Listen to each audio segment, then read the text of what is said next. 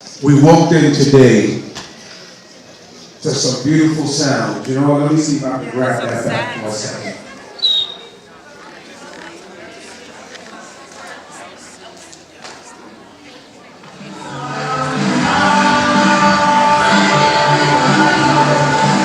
It's a little bit of power right there.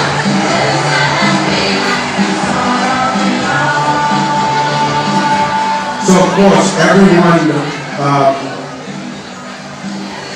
has heard, I would imagine, that we lost one of our great leaders, one of our great world leaders, Nelson Mandela, who was the first black president of South Africa. He has a really long history in terms of what he's done for his people and what he's actually done for the world. He passed on yesterday at the age of 95. Right, 95, he lived a very long time. So we're not sad right now, we're happy. Because Nelson Mandela's legacy, one of the words, his legacy will live on forever. So, just in terms of giving us a little bit of perspective about his life and what kind of person he was, I asked Mr. Allen to say a few words regarding the type of person Nelson Mandela was, and after being wrongfully imprisoned for 27 years, he was freed, he was let go because the world demanded it. See, there's strength in numbers. There's strength in numbers. And if you realize it, we can get more accomplished when we are a unit than we can when we're individuals or even little small pieces of one big group. Okay? Mr. Allen, where are you, sir? Oh, here he is. Mr. Kevin Allen. Thank you, sir. Thank you, Mr. Williams. Good morning to Cornerstone. Good morning.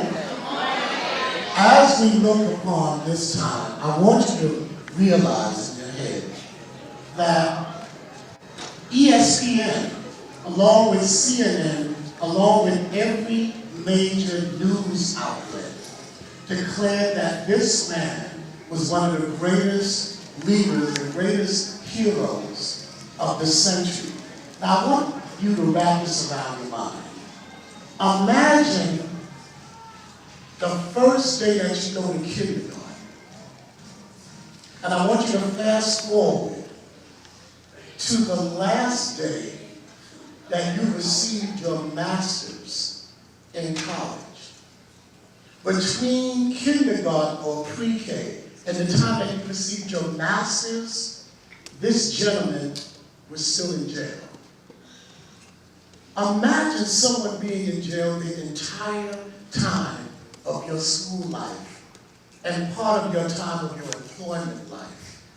Imagine being the president of a country that had a strong apartheid rule, which says in essence, there was supposed to be no chance in the world that you would ever be the president of a country that said you really didn't count and you really didn't matter. So instead of this man, after being freed, having an enormous attitude of hatred, it was the exact opposite.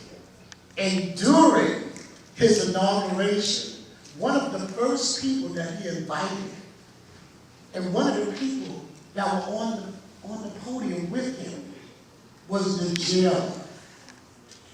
The person that was responsible for him being in jail and making sure he didn't escape. And Mandela said, it was not of your own doing. It was part of the system. We are here to change the system. Now, what does this have to do with Cornerstone Middle School in the year 2013? This is what it has to do with it. This man gave his life to things that were not right. Versus somebody is using social media to degrade another person. See, the one thing about social media, you can hide behind a hashtag. You can hide behind a false name. But your character will appear eventually. I don't care what you call yourself, it's who you are. Eric B. said it's not where you're from, it's where you're at. We're concerned about where you are right now. So as we pay tribute to this man who the entire world mourns, here's the question I want to leave with you. Everyone says that because of Nelson Mandela, their lives are better because he lived. Their lives are better because of his sacrifice other people were able to have. Here's the question that you are not too young to start thinking about. How will the world be better because of your life? What did you bring to the table to make the world a better place? What did you bring to the table to help the human condition? What did you bring to the table in reference to sharing your gifts, your talents, and abilities? Not to make your block, your family, but to make the world a better place. We mourn this gentleman, this icon, this lion, because he made the world a better place. Instead of falling for anything, he stood up, and he continued to stand. And he stood in the midst of oppression, in the midst of it wasn't right, wasn't fair, injustice. He continued to stand. He wasn't worried about how old he was because the mission wasn't complete. And he continued to stand after 5 years, after 10 years, after 15, after 20, after 25. The 27th year, they let him go. He didn't say about time, but instead he said, well done. And he went on to move and change the world. Every teacher, every administrator, every counselor in this building, every parent is saying the same thing. We stand behind you because we want to see you become world changers in our lifetime. We guarantee that you will be it. You are in the right home. We speak nothing but that into your life. We speak nothing else but that into your homework. We speak nothing else even in your sportsmanship. We don't care that you win. We want you to be a high character. This is the promise of Cornerstone Middle School. I find it ironic that Mandela never had a chance to come here, but we exemplify and we reflect and we represent the same image.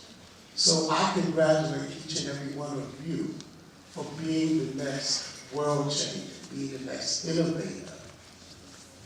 You don't have to be as big as Mandela, but you have to be big in your commitment. That's it. And we will transition, but in the spirit of Nelson Mandela, also known by his people as Madiba, we want to say in the Zulu language the word power, which is something that became very synonymous with Nelson Mandela in the struggle of his people. The word is Amandla. And you put your fist up and you say Amandla. Amandla.